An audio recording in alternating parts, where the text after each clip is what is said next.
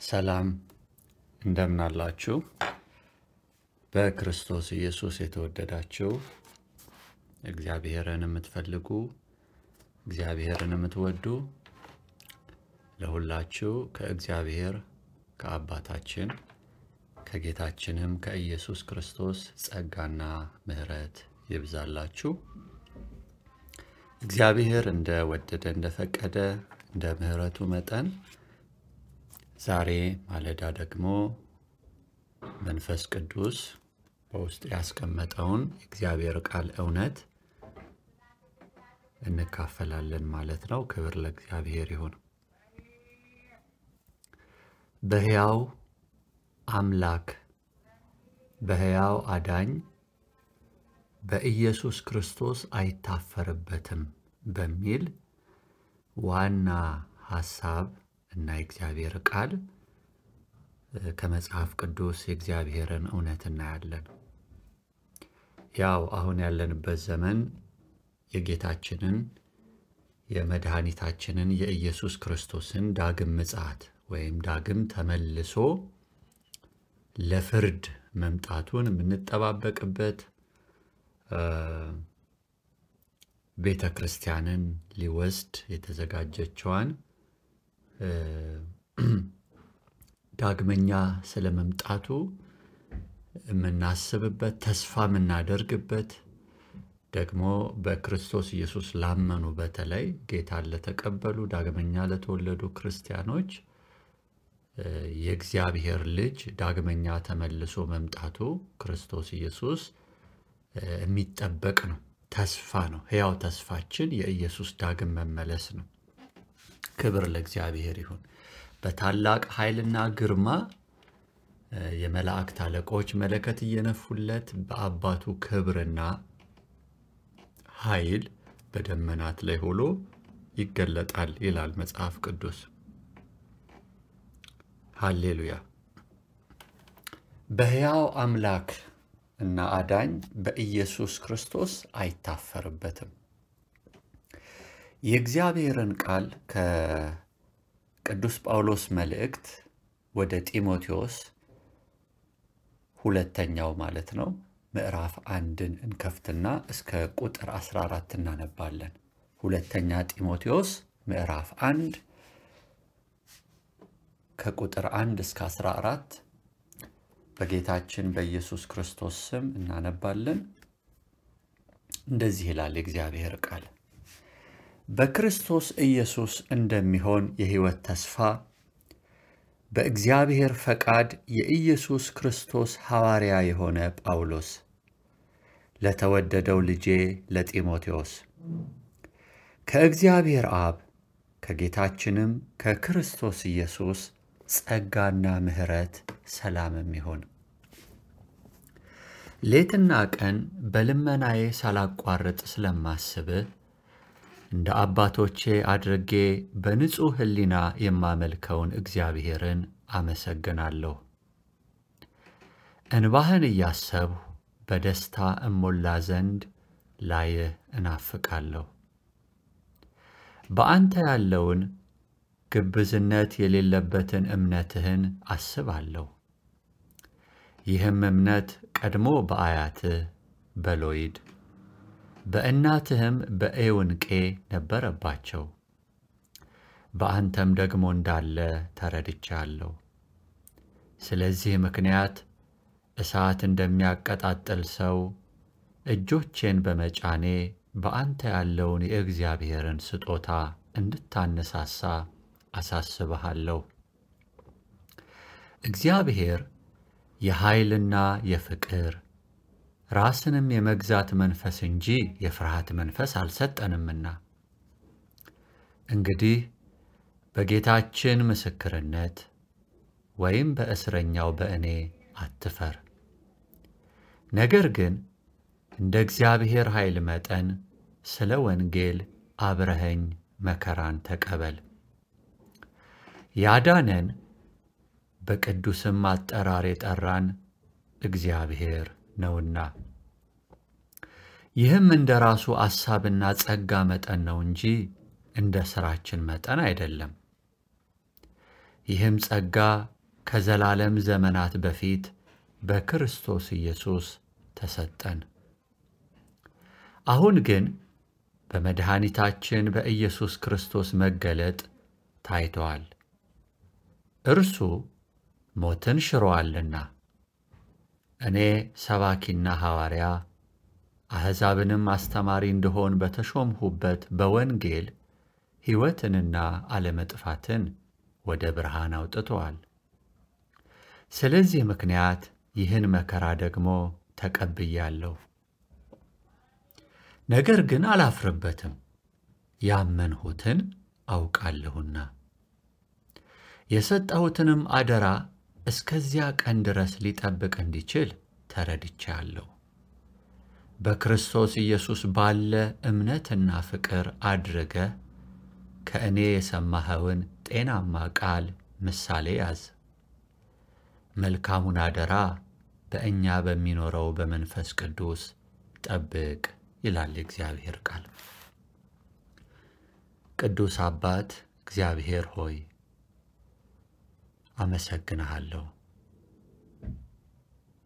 ክብርና ኃይል መንግሥትም ያንተ ብቻ ነው። ባለ ግርማ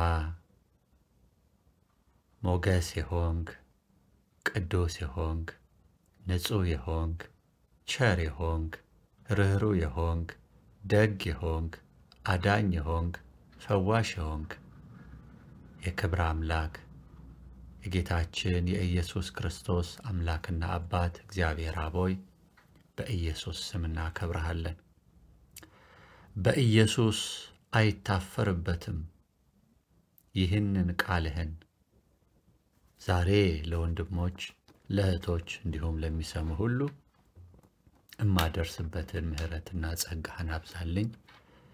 ለሁላችንም ለምንሰማ ደግሞ የምንሰማበትን የምናስተውልበትን በሰማነው የምንመላለስበት ጸጋና አስተዋይ ልብ አስተዋይ ጆሮ የቀና ዓይኖችንም በኢየሱስ ስም ስጠን። አሜን። እንግዲህ ወንድሞችና እህቶች በክርስቶስ ያላችሁ በዚህ በሁለተኛ የጢሞቴዎስ መልእክት ሐዋርያው ቅዱስ ጳውሎስ ለጢሞቴዎስ ያለውን ልብ በሉ። ቁጥር 12 ላይ ስለዚህ ምክንያት ይህን መከራ ደግሞ ተቀብያለሁ ይላል። ነገር ግን አላፍርበትም። ወንድሞቼና እህቶቼ እኔና እናንተ በዚህ ዘመን ያለን በብዙ ጣውረድ ውስጥ ልንሆን እንችላለን።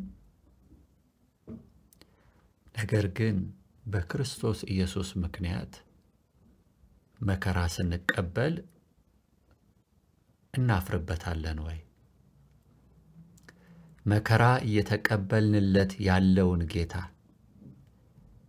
በእርሱ ምክንያት በስሙ ምክንያት በወንጌሉ ምክንያት በኢየሱስ ትምህርት ምክንያት መከራ እየተቀበልን እያለፍን በዚህ ምድር ስንሄድ ስለ ኢየሱስ ስም ማለት ነው ጳውሎስ አላፍርበትም አለ። ሃሌሉያ። ስለ ክርስቶስ መከራ መቀበሌ፣ ስለ ክርስቶስ ስድብን መቀበሌ፣ ስለ ክርስቶስ እንግልትን መቀበሌ፣ ስለ ክርስቶስ ስደትን መቀበሌ፣ ስለ ክርስቶስ መደብደቤንም መታሰሬንም መነቀፌንም አላፍርበትም አለ። ሃሌሉያ። ለምንድን ነው ማታፍረው ጳውሎስ? ለምንድን ነው ማታፍረው? አያሳፍርህም ወይ አያሸማቅቅህም ወይ ብለን ብንጠይቀው የሚመልሰውን እንሰማለን። ቀጥለን ግን እዚህ ጋር ትንሽ እንቆይ እስኪ። መንፈስ ቅዱስ ስላሳሰበኝ ግድ ስላለኝ እዚህ ቦታ ላይ ሰው እኮ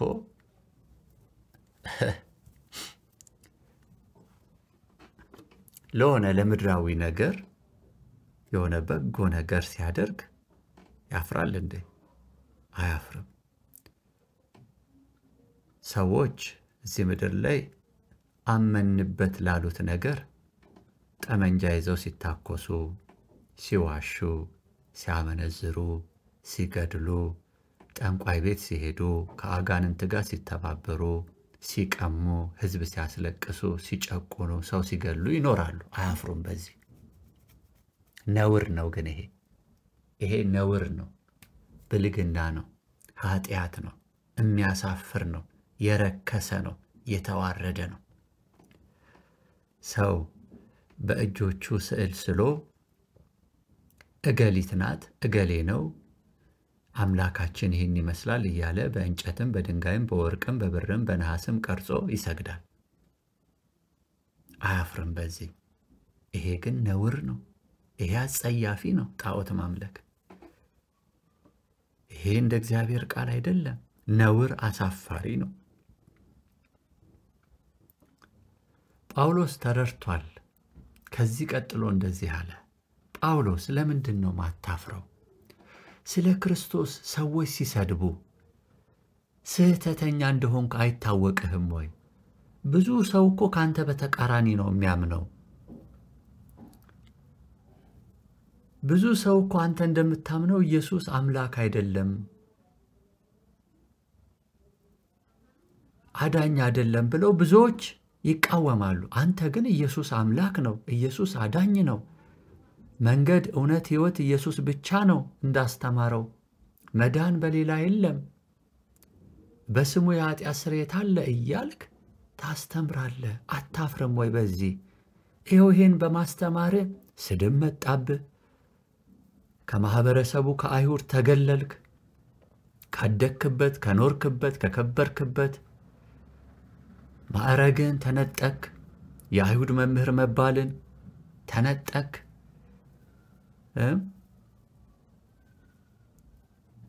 የአይሁድ ሲኖዶስ አይቀበልህም፣ አግልለውካል። እንደውም ሲያገኙ ባለበት ቦታ ቀጥቅጣችሁ ግደሉት የሚል ነው የታወጀብህ። ሀብት ንብረትን ትተሃል፣ ተንገላተሃል፣ ተሰደሃል፣ ተሰድበሃል፣ ታስረሃል፣ ተተፍቶብሃል፣ ተደብድበሃል፣ በድንጋይ በእንጨት ተገርፈሃል። ይሄ መከራ አያሳፍርህም ወይ? ለምንድን ነው ይሄንን ጌታ ትተኸው ወደኛ ግሩፕ ማትቀላቀለው? ሰዎች ይሉታል። እሱ ግን እንደዚህ አለ። ስለዚህ ምክንያት ይህን መከራ ደግሞ ተቀብያለሁ። እንዴ እርሱ እኮ የማምነው እኮ ሞትን ሽሯል አለ። እርሱ እኮ መድኃኒታችን ነው አለ። እርሱ እኮ ነው ሰባኪና ሐዋርያ እንደሆን የሾመኝ፣ አስተማሪ ለአሕዛብ እንደሆን የሾመኝ። እርሱ ደግሞ እንድሰብከው በሰጠኝ በራሱ በክርስቶስ ወንጌል ሕይወትንና ዓለመሞትን ወደ ብርሃን አምጥቷል። ሕይወትንና ዓለመጥፋትን ወደ ብርሃን አምጥቷል። እርሱ የዘላለም ሕይወት ነው። መከራ ብቀበልለት እንኳን አላፍርበትም። ከዛ ለምን አለ? ያመንሁትን አውቃለሁና አለ። የጳውሎስ ሕይወት ውስጥ በትልቁ የተሳለው የተሰቀለው ክርስቶስ ነው። የጳውሎስ ሕይወት ውስጥ የከበረውና የገነነው፣ የጳውሎስ ልብ ውስጥ የገነነው፣ የጳውሎስ ሐሳብ ውስጥ የገነነው፣ የጳውሎስ መንፈስ፣ ነፍስ፣ ሥጋ ውስጥ የከበረውና የነገሰው የናዝሬቱ ኢየሱስ እርሱ ክርስቶስ የእግዚአብሔር ልጅ ነው። ኢየሱስ አዳኜ ነው። ኢየሱስ ጌታዬ ነው። ኢየሱስ ሰማይና ምድርን የፈጠረ ሕያው እግዚአብሔር ነው። እርሱ ያህዌ ነው ብሎ የናዝሬቱ ኢየሱስ በደማቁ በመንፈስ ቅዱስ በልቡ ውስጥ ታትሞለታል። ይህ ወንድም ጳውሎስ ያመንኩትን አውቀዋለሁ አለ። መከራ መቀበልለትን አውቀዋለሁ፣ የወደደኝን አውቀዋለሁ፣ የምወደውን አምላክ አውቀዋለሁ፣ የአባቶቼን የአብርሃም የይስሐቅ የእስራኤልን አምላክ የዘላለምን ፈጣሪ ዘላለምን ያስገኘውን አውቀዋለሁ። ሰማይና ምድር የፈጠረውን የሚታዩትንም የማይታዩትንም የፈጠረውን በሰማይ በምድር ከምድርም በታች ያሉትን ሁሉ ግዑዛንም ሁኑ ሰማያዊያን ፍጥረታትን መንፈሳዊያን ፍጥረታትን የፈጠረውን ንጉሥ እርሱ ኢየሱስ ክርስቶስን አውቀዋለሁ። ዘላለማዊውን ቃል አውቀዋለሁ። በሥጋ ከቅድስት ማርያም ድንግል ብፅዕት የተወለደውን አውቀዋለሁ። እርሱ ኢየሱስ አምላክ ነው፣ አዳኝ ነው፣ ለዛውም እውነተኛ አምላክ፣ የዘላለም ሕይወት፣ ክብር ነው፣ ብርሃን ነው። ከእግዚአብሔር አብ ጋር የታረቅንበት መንፈስ ቅዱስ ወደኛ የመጣበት ብቸኛው መንገድ፣ የኃጢአት ስርየት ያገኘንበት የዘላለም ሕይወት የተቀበልንበት ብቸኛው እርሱ ነው። ይህንን ጌታዬን አውቀዋለሁ። ስድብ ቢመጣ በጎረቤት፣ በሰፈሩ፣ በገጠሩ፣ በመንደሩ፣ ባደኩበት ጎሳ፣ ቋንቋ፣ ባህል፣ በእስራኤል በሉት፣ በሮሜ በሉት፣ በግሪክ በሉት፣ በኢትዮጵያ በሉት፣ ወደኛ ደግሞ ስናመጣ በብራዚል በሉት፣ በአሜሪካ በሉት፣ በሳውዲ አረቢያ በሉት፣ በሩሲያ በሉት፣ በኮሪያ በሉት፣ በቻይና በሉት፣ በፈረንሳይ፣ በጀርመን፣ በጣሊያን በሉት፣ በደቡብ አፍሪካ በሉት፣ በኮንጎ፣ በብራዛቪል፣ በግብፅ፣ በሞሮኮ፣ በአልጄሪያ በሉት፣ በያላችሁበት ቦታ መከራ ቢመጣ በከተማ በገጠር በመሪዎች ፊት ቆማችሁ ብትገረፉ፣ ብትታሰሩ፣ ከሰፈር ብትገለሉ፣ ብትሰደቡ፣ ድንጋይ ቢወረወርባችሁ ያመንኩትን አውቀዋለሁ። ምድራዊ አይደለም ያመንኩት፣ ሰማያዊ ዘላለማዊ ነው። የሚጠፋውን አይደለም ያመንኩት፣ የማይጠፋውን ነው።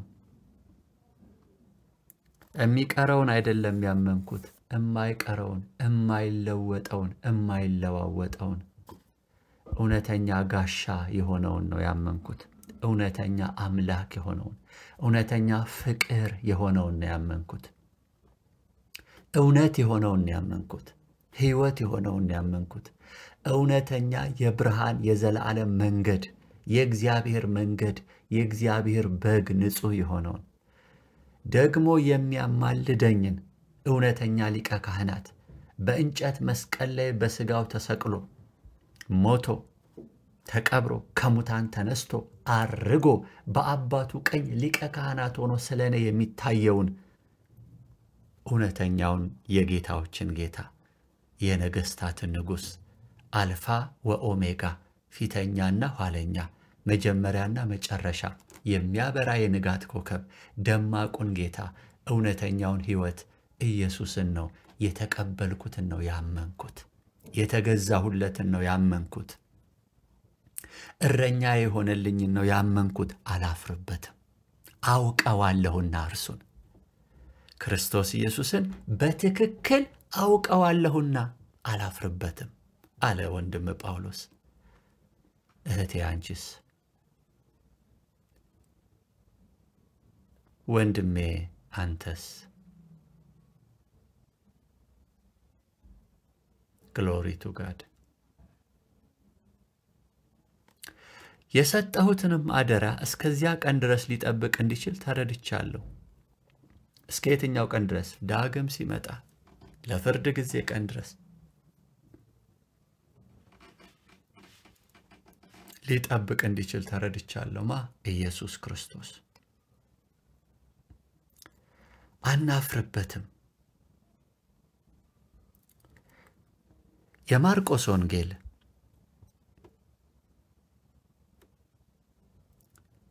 ምዕራፍ 8 ከቁጥር 34 እስከ 38 የሕያው ጌታን ቃል እንዲህ እናንብብ። ጌታችን ኢየሱስ ክርስቶስ ሕዝቡንም ከደቀ መዛሙርቱ ጋር ጠርቶ እንዲህ አላቸው፣ በኋላዬ ሊመጣ የሚወድ ቢኖር ራሱን ይካድ፣ መስቀሉንም ተሸክሞ ይከተለኝ። ነፍሱን ሊያድን የሚወድ ሁሉ ያጠፋታልና፣ ስለ እኔና ስለ ወንጌል ነፍሱን የሚያጠፋ ሁሉ ግን ያድናታል።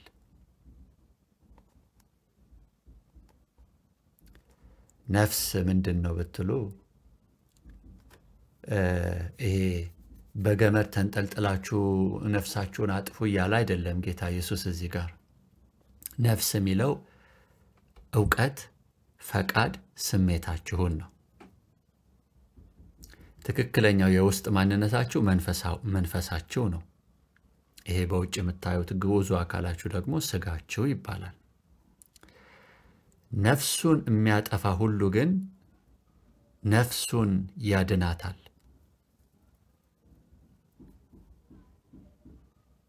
ያለው የራሴ ፈቃድ፣ የራሴ ስሜት፣ የራሴ ዕውቀት ብላችሁ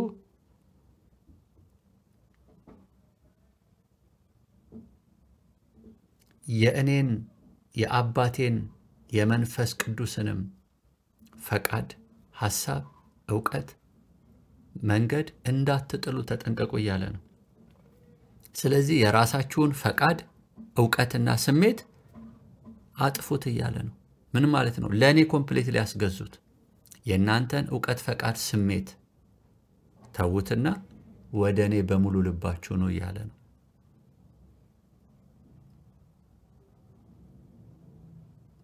እንድንኖርበት የተጠራ ነው በእግዚአብሔር ፈቃድ፣ በእግዚአብሔር ዕውቀት፣ በእግዚአብሔር ሐሳብ፣ በእግዚአብሔር የልብ ትርታና መሻት ነው እንጂ በራሳችን ፈቃድ፣ በራሳችን ዕውቀት፣ በራሳችን ስሜቶች አይደለም እንድንመራ የሚፈልገው። ሰው በራሱ ፈቃድ፣ በራሱ ዕውቀት፣ በራሱ ሐሳብ፣ በራሱ ስሜቶች የሚኖር ከሆነ ነፍሱን ያጠፋታል እያለ ነው ጌታ ኢየሱስ። ነገር ግን ቁጥር 34 ላይ ራሱን ይካድም ማለት ይሄ ነው። ዕውቀት፣ ፈቃድ፣ ስሜታችሁን ጣሉት፣ ወደ እኔ በሙሉ ልብ ነው ተከተሉኝ፣ ሙሉ ለሙሉ ለእኔ ተገዙ እያለ ነው ጌታ ኢየሱስ ክርስቶስ። ፈቃዳችሁ ለእኔ ይገዛ፣ ዕውቀታችሁ፣ ሐሳባችሁ ለእኔ ይገዛ፣ ስሜቶቻችሁ ለእኔ ሙሉ በሙሉ ይገዙ። የኔን ፈቃድ፣ የኔን ዕውቀት፣ የኔን ስሜት፣ የኔን ሐሳብ ተቀበሉ። ነፍሱን ሊያድን የሚወድ ሁሉ ያጠፋታልና ስለ እኔና ስለ ወንጌል አለ። ወንጌል እግዚአብሔር የምስራች ነው። ወንጌሉ ስለ ልጁ ስለ ኢየሱስ ክርስቶስ ነው። ስለ እኔና ስለ ወንጌል ነፍሱን የሚያጠፋ ሁሉ ግን ያድናታል ይላል። ሰው ዓለምን ሁሉ ቢያተርፍ ነፍሱን ቢያጎድል ምን ይጠቅመዋል? አያችሁ? ሰው ዓለምን ሁሉ ቢያተርፍ፣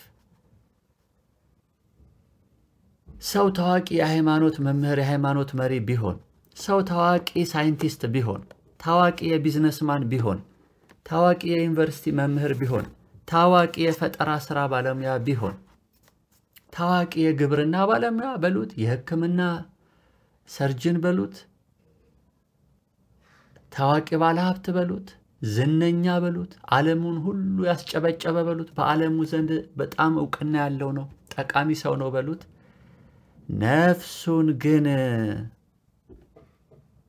ነፍሱን ግን ካጎደለ ምን ይጠቅመዋል? ነፍስ ማጉደል ምን ማለት ነው? በኢየሱስ አለማመን ማለት ነው። ራስን ክዶ መስቀሉን ተሸክሞ ጌታ ኢየሱስ ክርስቶስን ሕያውን ጌታ አለመከተል ማለት ነው ነፍስ ማጉደል። በሕያው ጌታ በኢየሱስ አለማመን ማለት ነው ነፍስ ማጉደል። ሕይወትን ለክርስቶስ አለመስጠት ማለት ነው ነፍስ ማጉደል። ለክርስቶስ አለመገዛት ማለት ነው ነፍስ ማጉደል። ሰውስ ስለ ነፍሱ ቤዛ ምን ይሰጣል ይላል። በዚህም ስሙ በዘማዊና በኃጢአተኛ ትውልድ መካከል በእኔና በቃሌ የሚያፈር ሁሉ የሰው ልጅ ደግሞ በአባቱ ክብር ከቅዱሳን መላእክት ጋር በመጣ ጊዜ በእርሱ ያፍርበታል ይላል። እህቴ ስሚ፣ ወንድሜ ስማ። በዚህ በዘማዊ አሁን ባለንበት ዘመን በዚህ በኃጢአተኛ ትውልድ መካከል ወንጌልን በሚቃወም ትውልድ መካከል በኢየሱስ ክርስቶስና በቃሉ የሚያፈር ሁሉ የሰው ልጅ አለው ራሱን ነው ጌታ ኢየሱስ። የሰው ልጅ ደግሞ በአባቱ ክብር በእግዚአብሔር አብ ክብር ማለት ነው በያህዌ አብ ክብር ከቅዱሳን መላእክት ጋር በመጣ ጊዜ በእርሱ ያፍርበታል። በዛ ሰው በኃጢአተኛና በዘማዊ ትውልድ መካከል በኢየሱስና በቃሉ የሚያፍር ሰው ኢየሱስ ሲመጣ በዛ ሰው ያፍርበታል።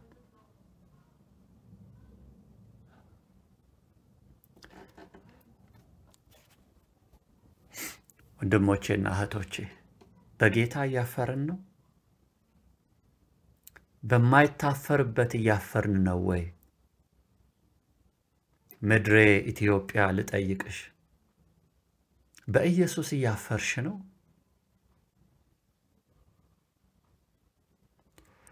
የኢትዮጵያ ኦርቶዶክስ ተዋሕዶ ቤተክርስቲያን አባቶችም እናቶችም ምእመናንም በኢየሱስ እያፈራችሁ ነው? የኢትዮጵያ ካቶሊካዊት ቤተክርስቲያን ልጠይቃችሁ አባቶች እናቶች ምእመናንም በኢየሱስ ክርስቶስ እያፈራችሁ ነው? የኢትዮጵያ የወንጌል አማኞች አባቶች እናቶች ምእመናንም ልጠይቃችሁ በኢየሱስ ክርስቶስ እያፈራችሁ ነው? ለምንድን ነው ታዲያ ለእርሱ ማትገዙት? ለቃሉስ ማትንበረከኩት? ወንጌልንስ ለምንድን ነው ማትሰብኩለት?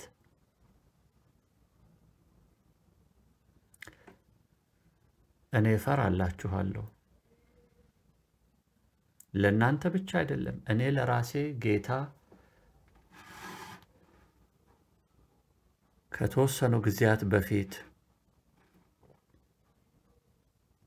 ከጥቂት ዓመታት በፊት ይህንን ክፍተቴን ይህንን ስህተቴን የሳትኩበትን አሳይቶ ስለመለሰኝ ንስሐ እንድገባ ስላደረገኝ ነው።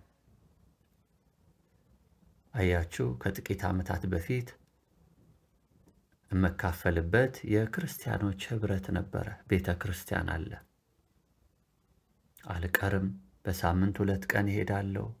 እግዚአብሔርን ቃል እሰማለሁ፣ እዘምራለሁ፣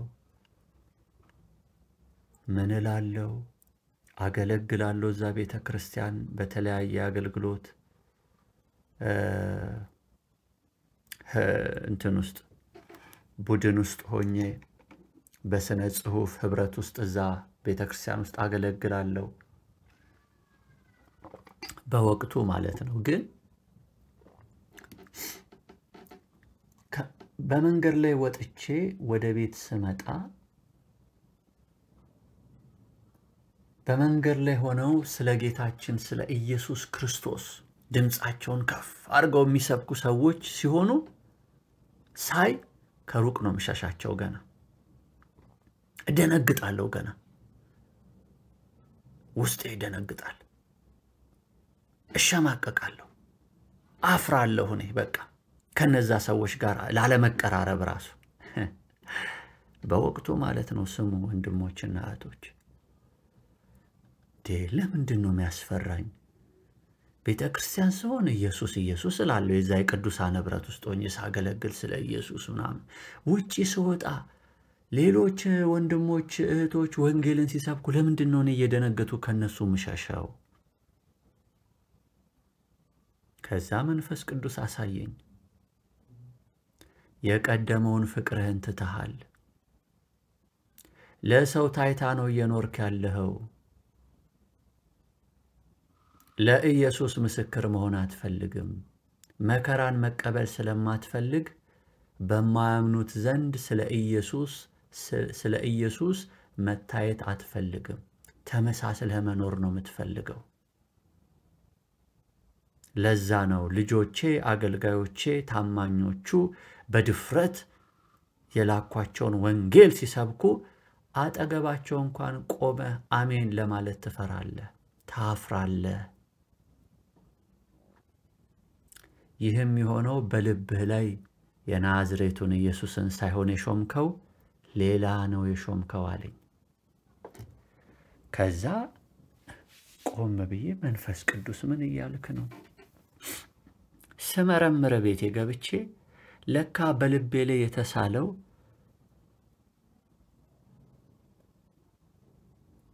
በልቤ ላይ የነገሰው በዛሽ ቤተ ክርስቲያን ያገለግል የነበረው አገልጋይ ነው በልቤ ቦታ የያዘው እንጂ ኢየሱስ አይደለም። በወቅቱ ማለት ነው። ስሙ ወንድሞች አገልጋዮች፣ እግዚአብሔርን በመፍራት እስኪ እንመለስ። የአገልጋይ በወቅቱ ክርስቶስን የሚያስተምር ቀና የሆነ አገልጋይ ቢሆንም ግን ስህተት ተሳስቷል። ምንድነው ስህተቱ? በእግዚአብሔር ምሕረትና ፍቅር ነው የምናገረው። በማንም ላይ አልፈርድም።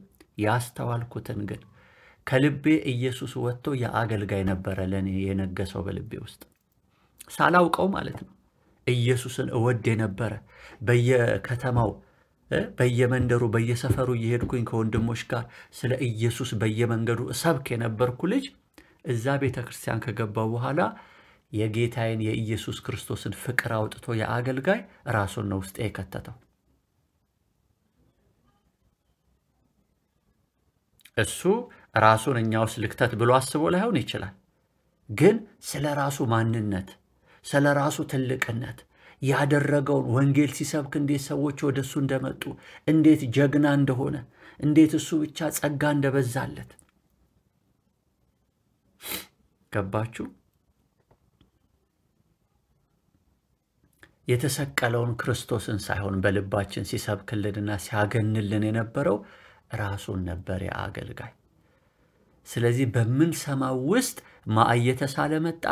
የተሰቀለልን ክርስቶስ ሳይሆን የአገልጋይ በልባችን ውስጥ ስፍራ ያዘ መጣ።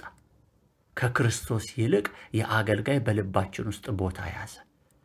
ከዛ ምእመናኑ ስንወጣ እንኳን አይደለም ኢየሱስ ያድናል ለማለት ይቅርና ስለ ኢየሱስ የሚያወሩ ሰዎችን ስለ ኢየሱስ የሚሰብኩ ሰዎችን የተሰቀለውን ንጉስ ያዳነውን ፍቅር ሕይወት የሆነውን የዘላለምን ጌታ ሲሰብኩት እንሸሽ ጀመር።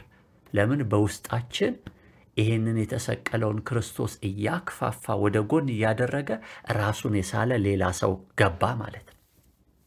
በዛ ምክንያት ማፈር ጀመርን በኢየሱስ። በግሌ ማፈር ጀምሬ ነበር። መሸማቀቅ ጀምሬ ነበር።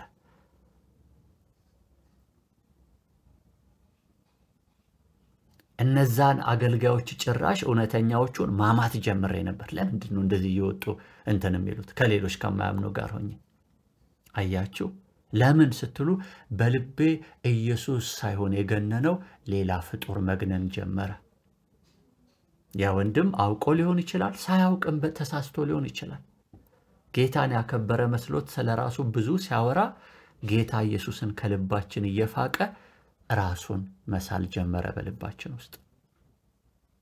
ሐዋርያት አስጠንቅቀዋል።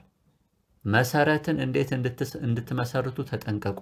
ኦልሬዲ ከተመሰረተው ከእግዚአብሔር ልጅ በመስቀል ላይ ከተሰቀለው በስጋው ከሞተው ከተቀበረው በሶስተኛው ቀን ከሙታን የተነሳው በስሙ በማመን ንስሐና የኃጢአት ስርየት ከሚገኝበት ከእግዚአብሔር ልጅ ከዳዊት ልጅ ከተባለው ከኢየሱስ ክርስቶስ ውጪ ሌላ የምትሰብኩ ከሆነ አደጋው ትልቅ ነው ወንድሞችና እህቶች። እኔ አሁን ያንን አገልጋይ ለመውቀስ ፈልጌ አይደለም፣ ወይም ስለሱ ምንም ማለት አልችልም። የጠራው ጌታ መንፈስ ቅዱስ አብሮት አለ፣ ይመክረዋል፣ ይገስጸዋል፣ ያርመዋል። እኔ ግን እንደ አንድ ምእመን በወቅቱ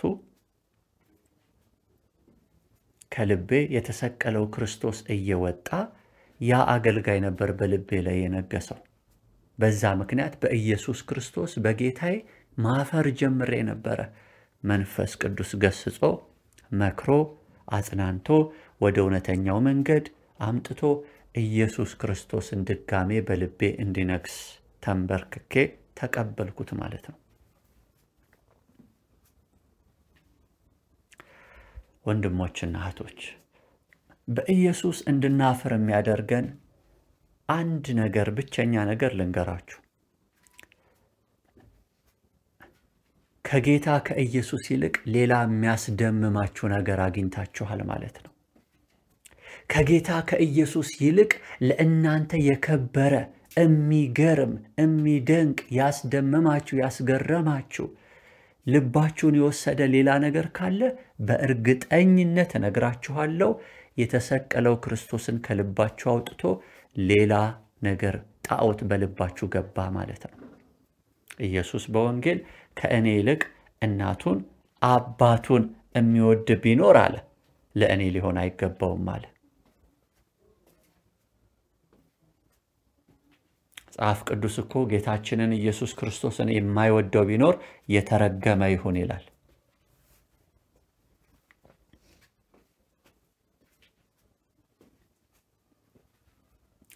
ከኢየሱስ በላይ እናትሽን ተወጃታለሽ? ወይም እናትሽ በልብሽ ቦታ ይዛለች? እናትሽ በልብሽ ቦታ ከመያዟ የተነሳ በኢየሱስ እያፈርሽ ነው? የኢየሱስ ፍቅር ደብዝዟል? የኢየሱስ ፍቅር ከውስጥህ ደብዝዟል? ከእናትህ ከአባትህ ይልቅ እኮ ጌታ ኢየሱስ ይበልጣል። ይበልጣልም ሳይሆን ተወዳዳሪ የለውም። ብቻውን ነው ንጉሱ ኢየሱስ። እሱ እኮ ፈጣሪ ነው። ከኢየሱስ ይልቅ ሀብት ንብረታችን፣ ከኢየሱስ ይልቅ ያካበትነው ገንዘብ፣ ከኢየሱስ ይልቅ ያለን ንብረት፣ ከኢየሱስ ይልቅ ያለን ዝና፣ ከኢየሱስ ይልቅ ያለን የትምህርት ዕውቀት እና ደረጃ፣ ከኢየሱስ ይልቅ ያለን ስልጣን ምድራችንን በልባችን ውስጥ ክርስቶስን ሊያወጣው ቻለን? ሰይጣን እንዲህ ነው የሚያባብላችሁ። ከኢየሱስ ይልቅ የቤተ ክርስቲያን አገልጋዮች ልባችሁ ውስጥ ተቀመጡ። ከኢየሱስ ይልቅ ወንድምሽና እህትሽ፣ ከኢየሱስ ይልቅ ጓደኞች፣ ከኢየሱስ ይልቅ ቤተሰቦች፣ ጎረቤቶች፣ ከኢየሱስ ይልቅ የምትወደው ስፖርት፣ ከኢየሱስ ይልቅ የምትወዱት ተፈጥሮስ ቢሆን፣ ከኢየሱስ ይልቅ አየርና ዛፉ ልብህ ውስጥ ገባ? ከኢየሱስ ይልቅ ውሃውና ሸንተረሩ ተራራው ልብ ውስጥ ገባ? ከኢየሱስ ይልቅ መዝናናት ልብ ውስጥ ገብቶ ኢየሱስን አስወገደው ካንተ? ከኢየሱስ ይልቅ ወንዶችና ሴቶች ልጆች፣ ሚስትህና ባልሽ አሳሱሽ? አያችሁ፣ ልባችንን እንፈትሽ። አሁን ልባችንን እንፈትሽ። እኔ በወቅቱ ከኢየሱስ ይልቅ ጌታን እሰማለሁ ብዬ የሄድኩበት ቤተ ክርስቲያን እውነትም ጌታን በተወሰነ መልኩ ሰምቻለሁ። ነገር ግን አገልጋዩ በአማኞች ልብ ውስጥ ይስል የነበረው ዕለት ዕለት የተሰቀለውን ክርስቶስን ማግነን ሳይሆን ስለ ራሱ ስላደረገው የወንጌል ጉዞ፣ ስለ ራሱ ስለ ወንጌል ስለከፈለው መከራ ስለ ራሱ ሲያወራ ስለ ራሱ ከፍ እያደረገ ነው በየቀኑ የሚያወራው። ቀስ በቀስ መልእክቶቹ ኢየሱስን ዝቅ እያደረጉ ራሱን ከፍ እያደረገ በቤተ ክርስቲያን ውስጥ እሱ መክበር፣ እሱ ከፍ ማለት ጀመረ። ምእመናኑ ሲምሉ ራሱ ዳዲን እያሉ ይምላል መማል ጀመሩ። ጌታን በተቀበሉ ማህበረሰብ ውስጥ ነው መላችሁ እኮ ዳዲዬ፣ ዳዲን፣ ዳዲ ሰምቶ በዚህ ገብቶ ዳዲ በዛ ወጥቶ ዳዲ ሆነ። በቃ ጨዋታው ሴቱም ወንዱም አገልጋዮቹ ሁሉ ዳዲ ይላሉ። በቃ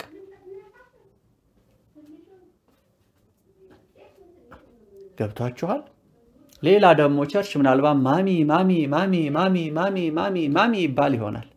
እናቴ ለማለት ነው። ዳዲ ደግሞ አባቴ ለማለት፣ ልክ እንደ መንፈሳዊ አባት መንፈሳዊነት እንደሚባለው። አሁንም እኔ ለመክሰስ ለመውቀስ አይደለም ወንድሞች፣ የማንም ከሳሽ አይደለም። የወንድሞች ከሳሽ ዲያብሎስ ነው። ነገር ግን ጳውሎስ እንደዚህ አለ፣ የተሰቀለውን ክርስቶስን እንሰብካለን። ክርስቶስ ኢየሱስ ጌታ መሆኑን እንሰብካለን እንጂ ራሳችንን አንሰብክም አለ። ለምንድን ነው ጳውሎስ ራስን ማትሰብከው እንዴ? ስለ ወንጌል ብዙ መከራ ደርሶ በሄን ማውራት የለብህም ወይ? እውነት ነው ሊኖርበት ይችላል። በጣም አልፎ ሌሎችን ለማጽናት ለማበርታት በመከራ ውስጥ የሚያልፉትን እኛም አልፈናል፣ በርቱ፣ አይዟችሁ፣ ጌታ ታላቅ ነው ለማለት ካልሆነ በስተቀር እንደዛ አይደረግም። የሚሰበከው የተሰቀለው ክርስቶስ ነው። እኛ ያለፍንበት ውጣ ውረድም አይሰበክም። ስለ ወንጌል የከፈልነው መከራም አይሰበክም። ስለ መራባችን፣ ስለ መታሰራችን፣ በሰይፍ ውስጥ ስለማለፋችን እንደ ስብከት ሆኖ ዕለት አይወራም። ብዙ ሰዎችን እንደዚህ አድርገን እንደዚህ ያ ሁሉ ጸጋው ነው፣ እኔ አይደለሁም አለ ጳውሎስ። በጣም ደከም ያለው አለ። ነገር ግን ጸጋው ነው የእግዚአብሔር ጸጋ ነው የሰራው እንጂ እኔ አይደለሁም። እምንሰብከው እምናሳየው በልባችሁ ውስጥ እምንስለው አለ የተሰቀለውን ክርስቶስን እርሱም ኢየሱስ የሕያው እግዚአብሔር ልጅ ብቻ ነው አለ። ይህ ነው መሰረቱ፣ ይህ ነው የእግዚአብሔር ወንጌል አለ። በብሉይ ኪዳንም ከነ አብርሃም ጀምሮ ወንጌል እግዚአብሔር የሰበከላቸው ለነቢያቱም ለሐዋርያቱም በስጋም የተገለጠው እርሱ ወንጌል ክርስቶስ ነው። ባይዘዌ ወንጌል ጽሑፍ አይደለም። ገብርኤል ሲሰብክ ገብርኤል ሲያውጅ ከሰማይ ጌታ ኢየሱስ በተወለደ ጊዜ ለእረኞቹ እንዲህ አለ፣ እነሆ አለ ታላቅ የምስራች ይዤላችሁ መጥቻለሁ። ዛሬ አለ በዳዊት ከተማ መድኃኒት የሆነ ክርስቶስ ጌታ ተወልዶላችኋል። ደስ ይበላችሁ። ወንጌል ይሄ ነው። የምስራቹ ክርስቶስ ጌታ የሆነ የእግዚአብሔር ልጅ መድኃኒት የሆነ እርሱ ተወልዶላችኋል። ወንጌሉ የተወለደው ልጅ ነው። ተመልከቱ። ወንጌሉ ራሱ ኢየሱስ ክርስቶስ ነው። እንድንሰብከው እንድናውጀው የተጠራ ነው። ሁሉም ምእመን የተጠራው ሁሉም ምእመን የክርስቶስ ካህናት ለእግዚአብሔር ነገስታት የተደረጋችሁ በክርስቶስ ሥራ እርሱን ብቻ እንድንሰብከው ነው እንድናሳየው ነው።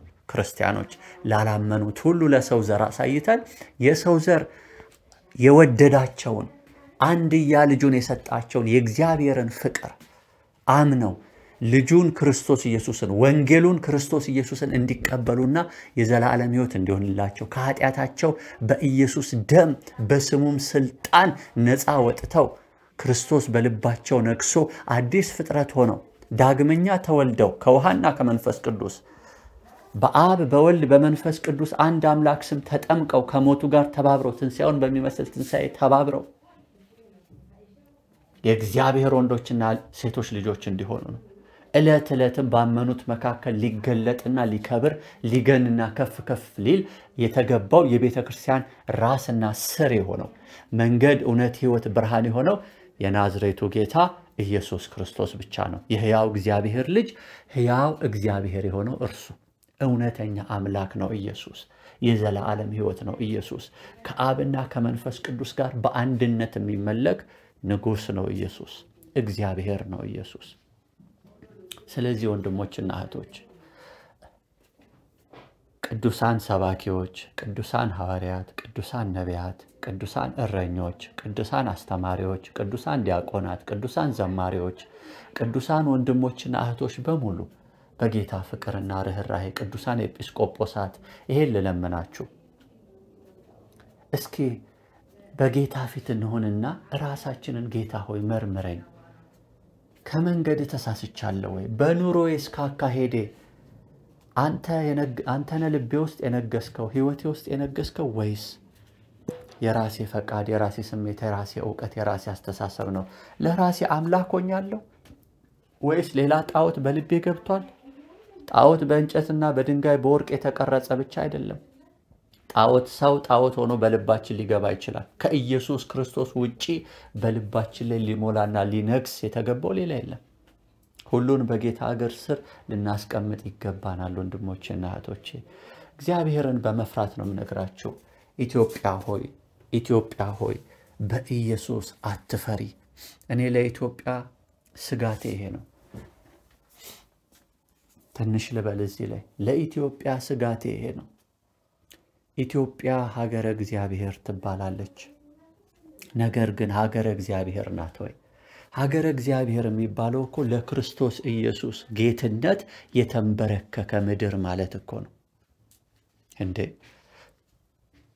የኢትዮጵያ ኦርቶዶክስ ተዋሕዶ ቤተክርስቲያን፣ የኢትዮጵያ ካቶሊካዊት ቤተክርስቲያን፣ የኢትዮጵያ ወንጌል አማኞች ቤተክርስቲያን በክርስትና ስም የሚንቀሳቀሱ ማለት ነው የክርስቶስ ነን የሚሉት እነዚህ እውነት ሙሉ በሙሉ ለክርስቶስ ተንበርክከናል ወይ? እነዚህ ሶስቱን አብያተ ክርስቲያናት ያው በዋናነት በብዛት እዚህ ምድር ላይ ክርስቲያንን ብለው የሚንቀሳቀሱ ስለሆኑ ማለት ተንበርክከናል ወይ? እንዴ ከኢየሱስ ይልቅ ማርያምን ከፍ አላደረግንም ወይ? የኢየሱስን እናት ከኢየሱስ ይልቅ ገብርኤልና ሚካኤል መላእክቱን ከፍ አላደረግንም ወይ? እንዴ ከኢየሱስ ይልቅ ፓስተሮች፣ ከኢየሱስ ይልቅ ጳጳሳት፣ ከኢየሱስ ይልቅ ሊቃውንት የሚባሉት፣ ከኢየሱስ ይልቅ ሊቃነ ጳጳሳት፣ ከኢየሱስ ይልቅ መላእክት፣ ከኢየሱስ ይልቅ ማህበራት ከፍ ከፍ አላሉም ወይ በሰው ልብ ውስጥ? ከኢየሱስ ይልቅ ባህል፣ የሰው ሥራ፣ የሰው ፈጠራ ወሬ ከፍ አላለም ወይ? በሰው ልብ ውስጥ እኮ ብዙ የነገሰ ነገር አለ እንዴ! አዳምና ሔዋን እኮ የተፈጠሩት ለአንድ ዓላማ ብቻ ነው። በልባቸው ውስጥ አምላካቸው እንዲነግስ፣ በልባቸው ውስጥ ጌታና መድኃኒት የሆነው ክርስቶስ ኢየሱስ እግዚአብሔር ወልድ እንዲነግስ፣ እግዚአብሔር ወልድ በልባቸው በሕይወታቸው ውስጥ ከመንገሱ የተነሳ የእግዚአብሔር ወዳጅ ሆነው እጅ ለእጅ ከእግዚአብሔር ጋር ተያይዘው አካሄዳቸውን ከእግዚአብሔር ጋር አድርገው በፈቃዱ እንዲኖሩ በደስታ በጤንነት በክብር በሌሎች ፍጥረታት ሁሉ ላይ ገዢ አድርጎ እነሱ ከጌታ ስር ተገዝተው ጌታ ደግሞ በእነሱ በኩል አልፎ ለፍጥረታቱ ራሱን እንዲገልጥ ነበር ዓላማው። ይህ ብቻ ነበር አንድ ዓላማ። አዳም ልብ ውስጥ ሊነግስ የተገባው ፈጣሪ የሆነው ኢየሱስ ክርስቶስ ነበር። አዳም ግን ፈጣሪውን ትቶ ወጣ አይደለ? ባለመታዘዝ ምክንያት ሔዋንም አብራ ወጣች። የክርስቶስ ወንጌል እኮ የሚሰበከው የእግዚአብሔርን የመጀመሪያ ዓላማውን ለማሳካት ነው። ያ ምንድን ነው? በአዳምና በሔዋን ውስጥ በሰው ዘር ውስጥ አንዱ ጌታ የእግዚአብሔር አብ ልጅ ኢየሱስ ክርስቶስ ብቻውን እንዲነግስ በልባችን ውስጥ ከነገሰ በኋላ በመንፈስ ተሞልተን በመንፈስ ቅዱስ ተሞልተን አካሄዳችንን ከጌታ ጋር እንድናደርግ ከእርሱ የተነሳ እርሱ እኛ ልብ ውስጥ ከመንገስ የተነሳ ኢየሱስ በጠዋትም በማታም በሌሊትም ፍቅራችን ከመሆኑ የተነሳ መንገድ፣ እውነት፣ ሕይወት፣ ብርሃናችን፣ አዳኛችን፣ ንጉሳችን ከመሆኑ የተነሳ ኢየሱስ እኛ ውስጥ ከመሙላቱ የተነሳ ስንተነፍስ ራሱ ጌታችንን ክብሩን ነው የምንተነፍሰው። ስናወራ ስለ እርሱ ይቀድመናል። ልባችንን የሞላውና በልባችን ላይ የነገሰ ውቡ ሙሽራ አምላካችን መድኃኒታችን ኢየሱስ ክርስቶስ ብቻ ይሆናል ማለት ነው። ስለዚህ የሰበክነውን ወንጌል ለማወቅ እኮ በሰው ልብ ውስጥ ያለውን ማየት ነው። በምእመኑ ልብ ውስጥ ያለው ጥላቻ ከሆነ ዘረኝነት ከሆነ አሁን የምናገረው ስለ ሶስቱም አብያተ ክርስቲያናት ነው። በሰው ልብ ውስጥ በምእመናኑ ልብ ውስጥ ጥላቻ ነው የነገሰው ወይስ የእግዚአብሔር ፍቅር? በምእመናኑ ልብ ውስጥ የነገሰው የናዝሬቱ ኢየሱስ ክርስቶስ ሕያው አምላክ ነው ወይስ ድንግል ማርያም? በሰው ልብ ውስጥ የነገሰው ሐዋርያው ጳውሎስና ሐዋርያው ጴጥሮስ ናቸው ወይስ የናዝሬቱ ጌታ ኢየሱስ ክርስቶስ? በሰው ልብ ውስጥ የነገሰው የኔ ቤተ ክርስቲያን ኦርቶዶክስ፣ ካቶሊክ ወይም ወንጌላ ጴንጤ ነኝ፣ ወንጌላ አማኝ ነኝ፣ ፕሮቴስታንት ነኝ የሚለው ነው የነገሰው? በሰው ልብ ውስጥ የነገሰው ሙሉ ወንጌል፣ መሰረተ ክርስቶስ፣ ሕይወት፣ ብርሃን፣ ገነት፣ መካነ ኢየሱስ፣ ሌሎች አብያተ ክርስቲያናት፣ ካቶሊክ የሚለው ስም ነው የነገሰው? ኦርቶዶክስ ተዋህዶ የሚል ስም ነው የነገሰው የሰው ልብ ውስጥ ወይስ ጌታ ኢየሱስ ክርስቶስ የሕያው እግዚአብሔር ልጅ የተሰቀለው ክርስቶስ ነው በልባችን የነገሰው? ምእመናን ሆይ ወይስ እነ ፓስተር እገሌ ናቸው ልባችን ውስጥ የነገሱት? እነ ነቢይ እገሌ፣ እነ ሐዋርያ እገሌ፣ እነ መምህር እገሌ፣ እነ ዲያቆን እገሌ፣ እነ ጳጳስ እገሌ፣ እነ ሊቀ ሊቃውንት እገሌ ናቸው ልባችን ውስጥ የነገሱት? ወይስ የተሰቀለው ጌታ ኢየሱስ ክርስቶስ ደሙን ያፈሰሰልኝ በቀራንዮ መስቀል ላይ፣ ርቃኑን የሞተልኝ በቀራንዮ መስቀል ላይ፣ የወደደኝ ጎኑን በጦር የተወጋው የሾህ አክሊል የተጠቀጠቀ በጭንቅላቱ ላይ እጆቹና እግሮቹ በምስማር የተበሱት ስለኛ የተሰቀለው የሞተው ደሙን ያፈሰሰው በመገረፉ ቁስል የተፈወሰን በመስቀሉ ላይ በተሰራልን ስራ በሞቱና በትንሣኤ ከአብ ጋር ያስታረቀን በእኛ ውስጥ ሊኖር በልባችን ሊነግስ ወደኛ የመጣው የወደደን ከሰማይ ሰማያት ወደ ምድር የመጣው ኢየሱስ ክርስቶስ ነው ወይስ ማን ነው? የእግዚአብሔርን ፈቃድ የእግዚአብሔር ዓላማ መንገዱ ሁሉ ይሄ ነው። ሰማይና ምድር በምድርም በሰማይ ያሉትንም በክርስቶስ መጠቅለል ነው በዘመን መጨረሻ ላይ እግዚአብሔር ሐሳብ ሲል እኮ አሜን ፈቅዶና ወዶ እሺ ብሎ ለተጠቀለለ ይጠቀለላል። እምቢ ላለ ከክርስቶስ ውጪ ለሆነ አምላክ አይኖረው። ክርስቶስ ኢየሱስን ያልተቀበለ እግዚአብሔር አብንም አልተቀበለም። በዛ ምክንያት ክርስቶስ የሌለው ወልድን ያላመነና ወልድን ያልተቀበለ እግዚአብሔር አብንም አላመንም፣ እግዚአብሔር አብንም አልተቀበለም። ስለዚህ አምላክ የለሽ ሰው ነው። ምእመናን ውስጥ እምናየው ከፍ ከፍ ያለው በአፋቸው የሚነገረው ምእመናን የሚጋደሉለት አሁን ለወንጌል አገልግሎት ነው በፍቅር እየሮጡ ያሉት ወይስ ክርክሩ ስለ ማርያም ነው? ክርክሩ ስለ ዲያብሎስ ነው? ይሄንንም ልናገር፣ በልባችን የነገሰው ዲያብሎስ ነው ወይስ ጌታ ኢየሱስ ክርስቶስ ነው? እንዴ አንዳንዱ እኮ ክርስቲያን ነኝ ባይ በልቡ ፍጡራን ናቸው ማለት ቅዱሳን የሆኑ ፍጡር እነ ጳውሎስን የነገሱበት አንዳንዱ ክርስቲያን እነ ማርያም ናቸው የነገሱበት። እንዴ እነ ማርቆስ እነ ጴጥሮስ እነ ሉቃስ እነ ዮሐንስ እነ ጳጳስ ገሌ የነገሱበት ሰው አለ። እነ መነኩሴ ገሌ የነገሱበት ሰው አለ። እነ ካርዲናል ገሌ የነገሱበት ሰው አለ። እነ ሚካኤል እነ ገብርኤል የነገሱበት በልብ ሲጀመር ሰው የተቀበለው ነው የነገሰበት የተገዛለት ነው። በሰማይ በምድር እግዚአብሔር ፈቃድ ኢየሱስ ክርስቶስ እንዲነግስ ነው በአማኞች ውስጥ። ሰው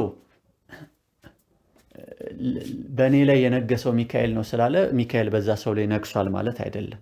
የእግዚአብሔር መልአክ በሰዎች ላይ አይነግስም። ይሄ ልንገራ እውነተኛ የእግዚአብሔር መልአክት ገደባቸውን ያውቃሉ። ሰውየው ግን በቃ አንተ የኔ ነህ ሊል ይችላል። ልክ አሁን የኢየሱስ እናት ማርያምን ከኢየሱስ አስበልጠው እንደ አምላክ ስለሚያመልኳት ፍጡር ናት እሷ። ኢየሱስን በስጋ የወለደችው የተከበረች የተወደደች ብጽዕት የሆነች በክርስቶስ እህታችንም ናት፣ የተወደደችም እናት ናት። ነገር ግን ኢየሱስ ክርስቶስን ጥለነዋል ወንድሞቼ። ለዛ ነው ኢትዮጵያ በኢየሱስ እያፈረች አለችው። መጽሐፍ ቅዱስ ግን ኢትዮጵያ እጆቿን ወደ እግዚአብሔር ትዘረጋለች። ምን ማለት ነው? ልቧ ለክርስቶስ ኢየሱስ ይንበረከካል። ምእመናኑ በሙሉ በኢትዮጵያውያን ልባቸው ለኢየሱስ ይገዛል፣ ይወዱታል፣ ያፈቅሩታል፣ ይንበረከኩለታል፣ ተቀብለውታል። መሪያቸውና ንጉሳቸው እርሱ ብቻ ይሆናል ማለት ነው። ስለዚህ እጃቸውን ከፍ አድርገው እርሱ በልባቸው ስለነገሰ እጃቸውን ከፍ አድርገው ያመልኩታል፣ ጌታን ይገዙለታል፣ በቃሉ በፈቃዱ ይጓዛሉ ማለት ነው። እንመለስ። የጣልነውን እውነት የናዝሬቱን ኢየሱስን እናንሳ፣ በልባችን ላይ እንሹመው። ሌሎችን ከልባችን ጠራርገን እናውጣ፣ ፍጡራን ጣዖታትን በሙሉ። የአንዳንድ ሰው ጣዖት ሀብት ንብረት ነው። የአንዳንድ ሰው ጣዖት ቤተሰቡ ነው። ምን ልላችሁ ነው? ቤተሰብ አንውደድ፣ ህብረት አናርግ ማለት አይደለም። በልባችን ግን ኢየሱስ ክርስቶስ ይንገስ ብቻውን። ሀብት ንብረት፣ ቤተሰብ፣ አቅማችን፣ ዘራችን፣ ያለንበት የሃይማኖት ተቋም፣ ሌላ አገልጋዮች ምናምን ሳይሆን ልባችን ውስጥ ሊነግሱ የሚገቡት አንዱ ጌታ ኢየሱስ ክርስቶስ የሕያው እግዚአብሔር ልጅ ነው። የሉቃስ ወንጌል ምዕራፍ 9 ከቁጥር 23 እስከ 27 ለሁሉም እንዲህ አላቸው ጌታ ኢየሱስ ክርስቶስ፣ በኋላዬ ሊመጣ የሚወድ ቢኖር ራሱን ይካድ። ተመልከቱ፣ ራሱን የካደ አማኝ ነው ጌታ ኢየሱስን በሙሉ ልቡ ብቻ ሊቀበል የሚችለው። በልቡ ላይ ኢየሱስ ክርስቶስን ብቻ የእግዚአብሔርን ቃል በስጋው የተገለጠውን ከሙታን የተነሳውን ሊያነግስ የሚችለው ዳግመኛ የሚመጣውን በሕያዋንና በሙታን ላይ የሚፈርደውን ሕያውን ንጉሠ ነገሥት ከይሁዳ ነገድ የሆነ አንበሳ ኢየሱስ ክርስቶስን በልባችን ላይ ልናነግስ የሚገባው የታረደውን በግ ንጹሑን ክርስቶስን ሕያውን ሊቀ ካህን ኢየሱስን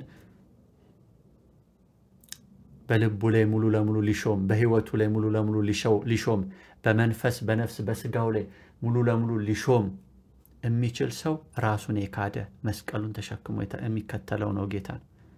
መስቀሉንም ዕለት ዕለት ተሸክሞ ይከተለኛል ኢየሱስ። ተከተሉኝ ያለው ኢየሱስ ነው። እንከተለዋለን እንደ ቃሉ መሰረት ራሳችንን ክደን መስቀሉን ተሸክመን። ነፍሱን ሊያድን የሚወድ ሁሉ ያጠፋታልና ስለ እኔ ነፍሱን የሚያጠፋ ሁሉ ግን እርሱ ያድናታል። ሰው ዓለሙን ሁሉ አትርፎ ራሱን ቢያጠፋ ወይም ቢያጎድል ምን ይጠቅመዋል? በእኔና በቃሌ የሚያፍር ሁሉ ተመልከቱ፣ በእኔና በቃሌ። ቃሌ የሚለው ምንድን ነው? በወንጌል ኢየሱስ ያስተማረንን የእግዚአብሔር ቃል ከዘፍጥረት እስከ ራእይ 39 የብሉይ ኪዳን መጽሐፍት 27 የሐዲስ ኪዳን መጽሐፍት አሉልን። እነዚህ እስትንፋሰ እግዚአብሔር ያለባቸው በእግዚአብሔር መንፈስ ምሪት የተጻፉ የእግዚአብሔር ቃል ናቸው። በእኔና በቃሌ ሲል እውነት ነው። በክርስቶስ ኢየሱስና በቃሉ የሚያፍር ሁሉ አለ ጌታን የተናገረው። የሰው ልጅ በክብሩ በአባቱና በቅዱሳን መላእክቱ ክብርም ሲመጣ በእርሱ ያፍርበታል። እህቴ እንዳይታፈርብሽ ስለምወድሽ እነግርሻለሁ። ወንድሜ እንዳያፍርብህ ስለምወድህ እነግርሃለሁ። ካሁኑ ልብህን ገልጠህ ለንጉሥህ አሳየው፣ ለእግዚአብሔር አሳየው።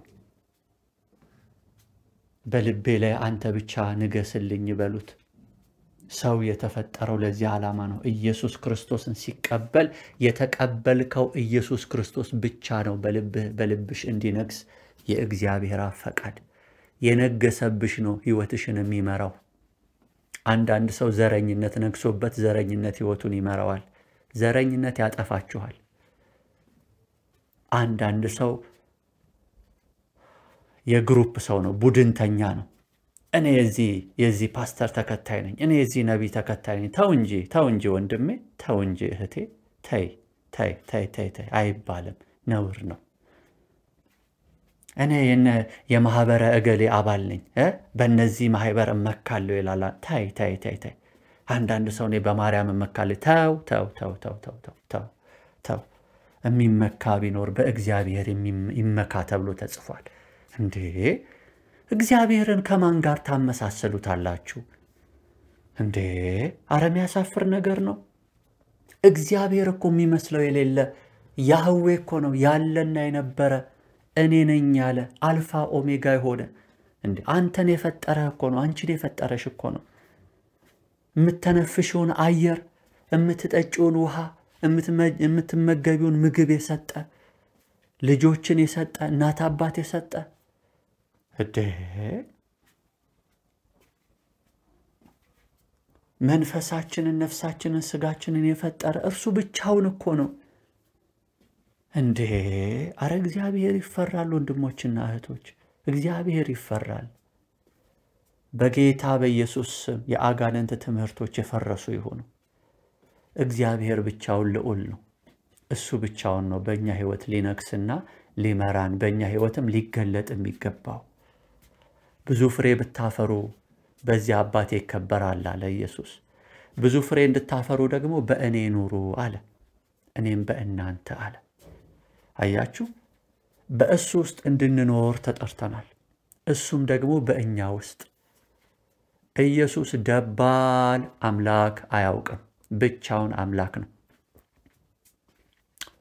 ደባል አምላክ ፍጡራንን በልባችሁ ላይ ያነገሳችሁ፣ ጣዖታትን በልባችሁ ላይ ያነገሳችሁ አውጡ።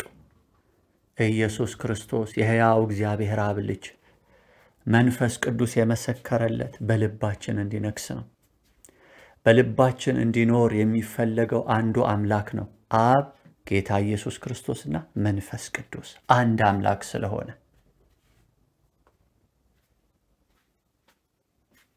በሶስት ስም በሶስት አካል በአንድ መለኮትነት በአንድ ባህሪ በአንድ አገዛዝ የሚመላለስ ይህ ቅዱስ እግዚአብሔር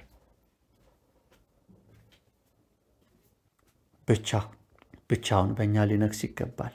እኔ ግን በተቀደሰው ተራራዬ በጽዮን ላይ ንጉሴን ሾምኩ እንዳለ ዳዊት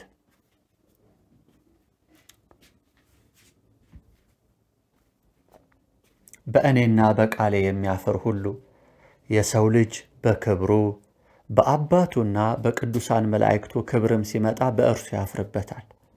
እውነት እላችኋለሁ በዚህ ከሚቆሙት ሰዎች የእግዚአብሔርን መንግሥት እስኪያዩ ድረስ ሞትን የማይቀምሱ አንዳንድ አሉ አለ።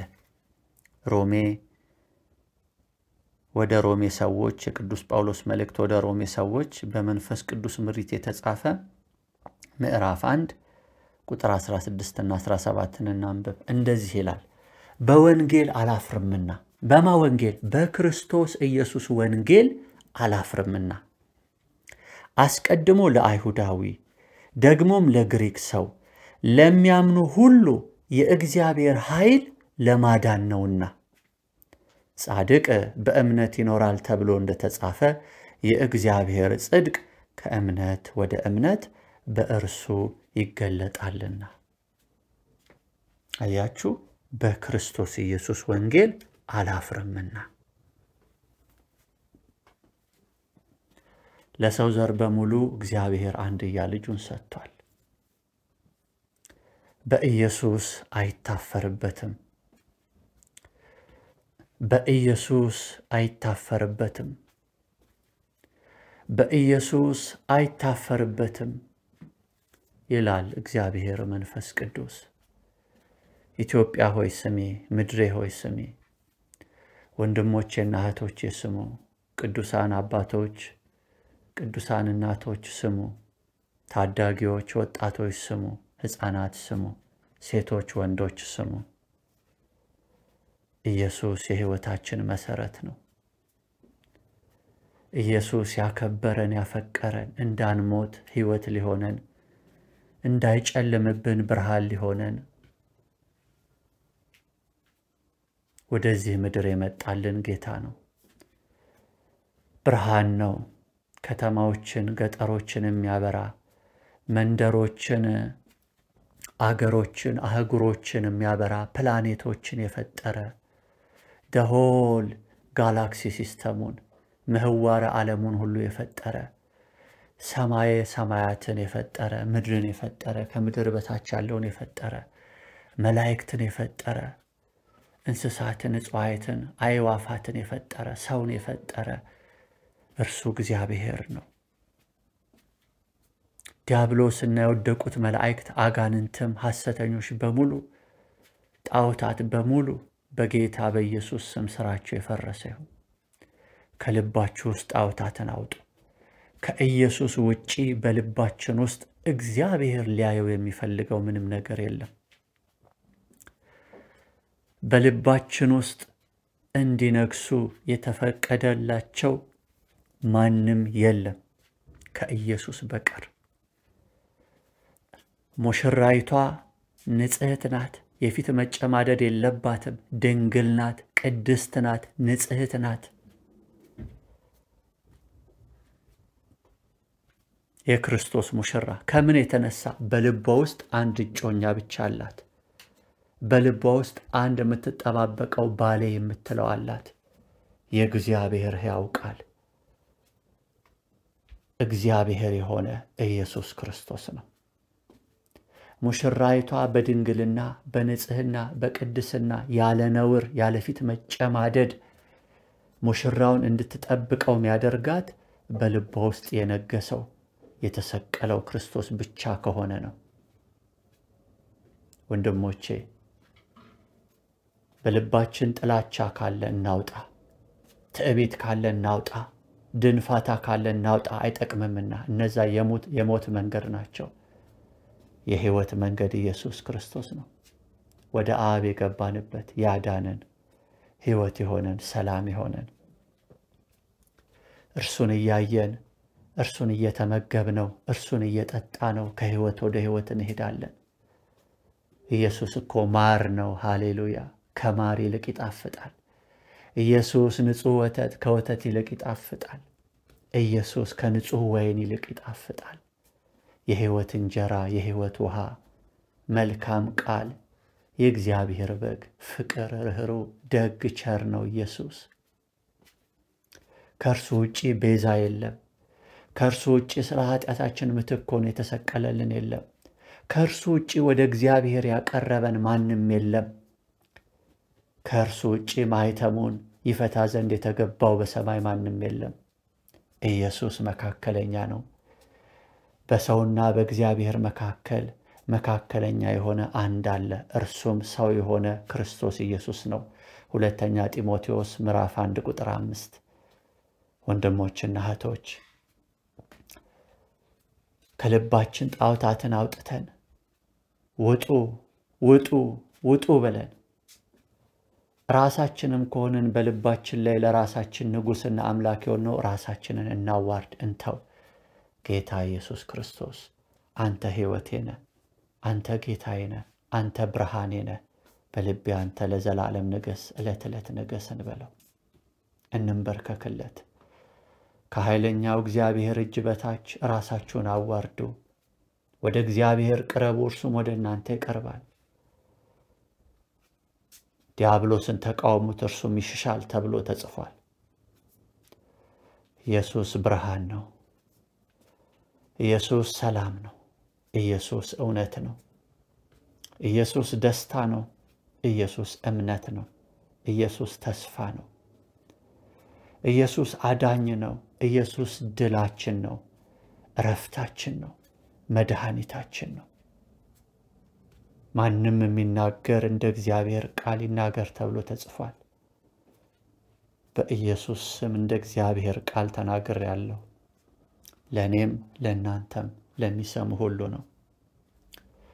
በጌታ በኢየሱስ ክርስቶስ ስም ቅዱስ አባት ሆይ የሰሙት ቃል በሰሚዎቹ ላይ በእምነት እንዲዋሃድ በኢየሱስ ስም እጸልያለሁ። እርሱም እያንዳንዳቸው በፊትህ ወድቀው ከልባቸው ያሉትን ጣዖታት ሂዱ ብለው አንድያ ልጅህን መድኃኒትህን ፍቅርህን ኢየሱስ ክርስቶስን ይቀበሉትና ለጌትነቱ ይገዙ ዘንድ ለስልጣኑ ይሸነፉ ዘንድ በስሙ ብቻ ይጓደዱ ዘንድ በኢየሱስ ስም እጸልያለሁ። ይህን የሰሙት በክብርህ ቀን በቆሙ ጊዜ በፊትህ በዙፋን ፊት በቆሙ ጊዜ በልባቸው ፍቅርና እውነት ሕይወት የሆነውን ባለጸጋውን ኢየሱስ ክርስቶስን በውስጣቸው ብቻ እንድታይ በእምነት በኢየሱስ ስም እጸልያለሁ። ጻድቅ አባት በእያንዳንዳችን ውስጥ ልጅህ ብቻ ይንገስ። በኢትዮጵያ ምድር ልጅህ ብቻ ይንገስ። በገጠርም በከተማም በከፍታም በዝቅታም ልጅህ ብቻ ይንገስ። በወንዶችም በሴቶችም ልጅህ ብቻ ይንገስ። በኦርቶዶክስም በካቶሊክም በወንጌል አማኞች ውስጥ ልጅህ ኢየሱስ ክርስቶስ ብቻ ይንገስ።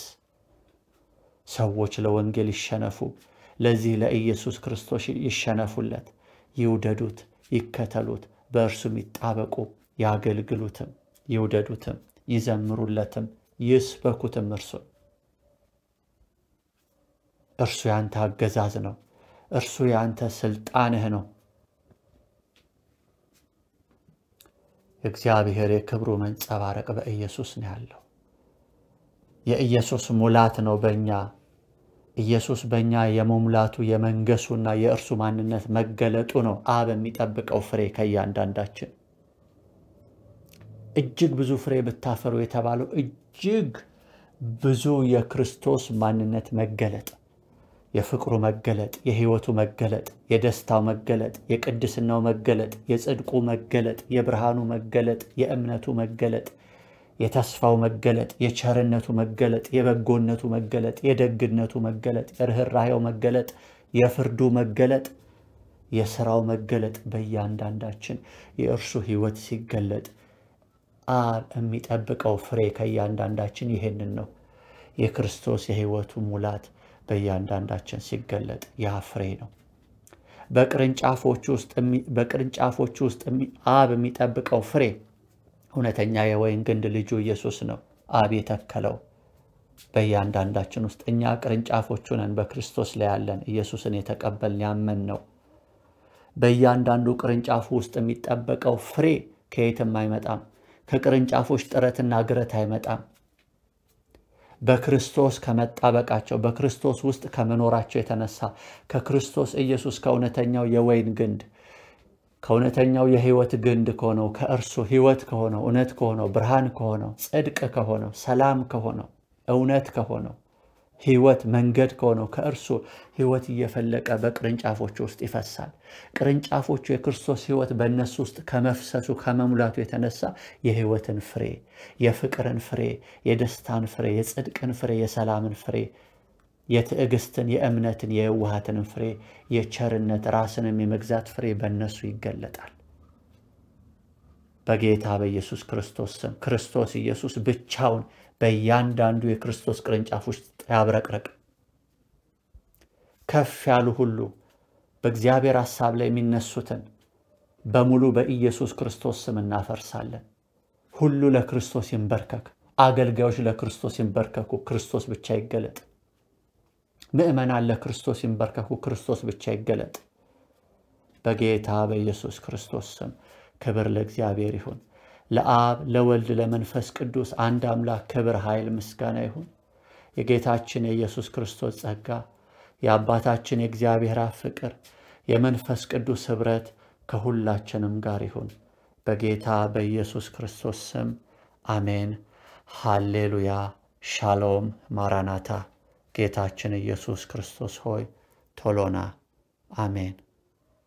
ኢየሱስ እርሱ ክርስቶስ የሕያው እግዚአብሔር ልጅ በልባችን ውስጥ ነግሷል። አሜን።